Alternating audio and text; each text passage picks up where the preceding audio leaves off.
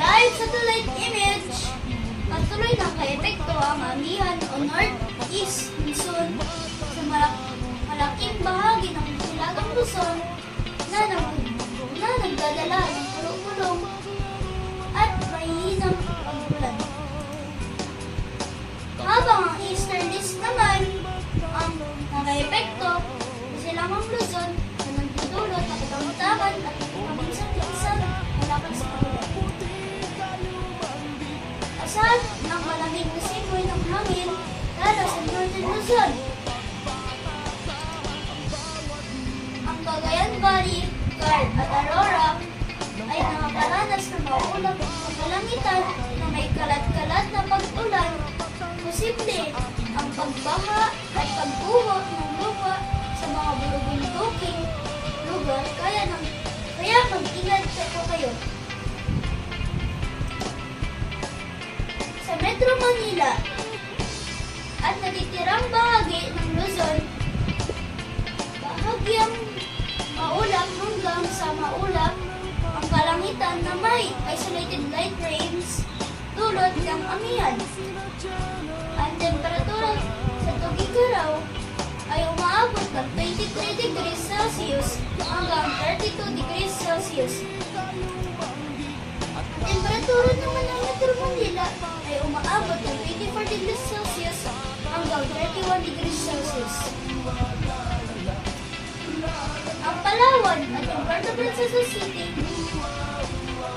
asahan ang bahagyang maulap hanggang sa maulap ng kalangitan na may mga panakang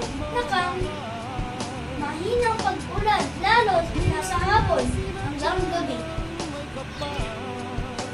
Hindi naman inasahan ang malawak ang pag-ulan pero may posibilidad ng biglaang bumos kaya magdala pa rin ng payong. Bahagyang maulap hanggang sa maulap ang kalangitan na may panakang pag-ulan at sa thunderstorms lalo sa Eastern Visayas. Sa hapon hanggang gabi, mas mataas ang tsansa ng pagkidlat at kulog. Ang Davao Region at Caraga nakakaranas ng maulap na kalangitan na may kalat-kalat na pag-ulan at thunderstorms dahil sa eastern lights. Ang natitirang bahagi ng Mindanao ay maaaring magkaroon ng isolated rain showers, particular sa hapon o gabi. Ating 3-day weather forecast sa Metro Manila, Cebu, Davao at Puerto Princesa.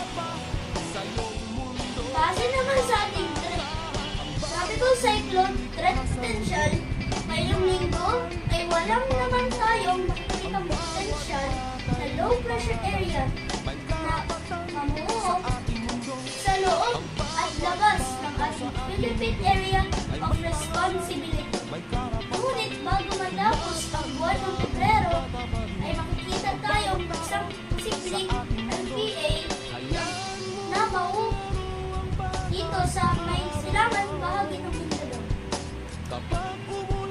Ang araw ay lulubog sa bandang 6:01 ng hapon at sisikat naman ng 6:19 AM ng umaga. Ayan po ang ulat panahon. Ngayon, Pebrero 16, 2026. Ako po si Rafael Velasco. Nag-uulat.